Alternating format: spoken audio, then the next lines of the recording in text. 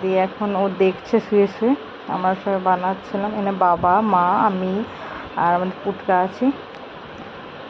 তো এরকম অবস্থা হাতে দিয়ে এইভাবে বানানো হচ্ছিল আর কি।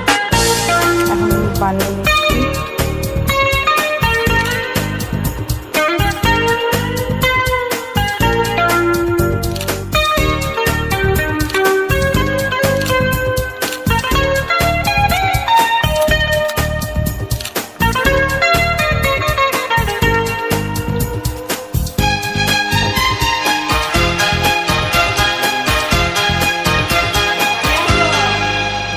বানানো কমপ্লিট।